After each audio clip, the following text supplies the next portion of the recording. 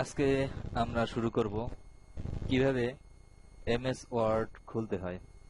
প্রথমে স্টার্ট মেনুতে ক্লিক করলাম, এরপর অল প্রোগ্রাম, তারপরে মাইক্রোসফট অফিস, সেখান থেকে মাইক্রোসফট ওয়ার্ড,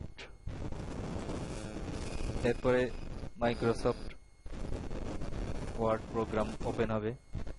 আমরা এই নেভিগেশন মেনুটা কেটে দিতে পারি। তারপর আমরা এখান থেকে আমাদের এবার মাইক্রোসফট ওয়ার্ড এর ডকুমেন্ট ওপেন হলো। আমরা এখানে কোনো কাজ করতে পারি, যেমন আমরা বিভিন্নভাবে এখানে লিখতে পারি A B C D E F G H I J K L M N O P Q R S T U V W X Y Z. এখন এটা যেভাবে আমাদের সেভ করতে হবে, ফাইল মেনু থেকে আমরা সেভ করতে পারি, অথবা আমাদের এখান থেকেও আমরা সেভ করতে পারি, অথবা শর্টকাট মেনু কন্ট্রোল এস দিয়েও আমরা সেভ করতে পারি, অথবা অন্য আরেকটা উপায়ে সেভ করতে পারি।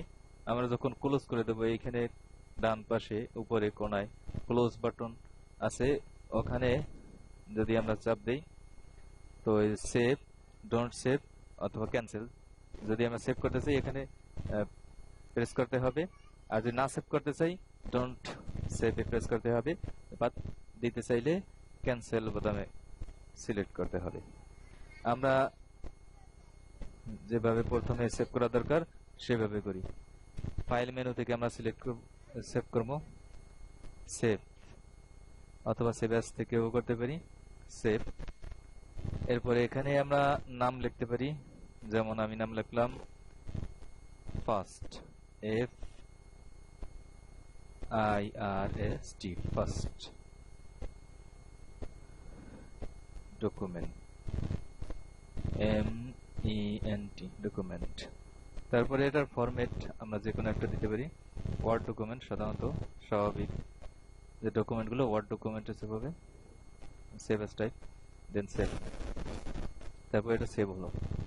এরপরে যদি আমরা এটা ক্লোজ করতে চাই, এটা বিভিন্ন ভাবে করতে পারি, এখান থেকেও ক্লোজ করতে পারি, অথবা ফাইল মেনু থেকে এক্সিট দিয়েও ক্লোজ করতে পারি, অথবা এখান থেকে ক্লোজ করতে পারি, ক্লোজ। পুরো ওয়ার্ড এমএস ওয়ার্ড থেকে যদি বের হতে চাই তাহলে আমরা ফাইল মেনু থেকে এক্সিট করব। ধন্যবাদ।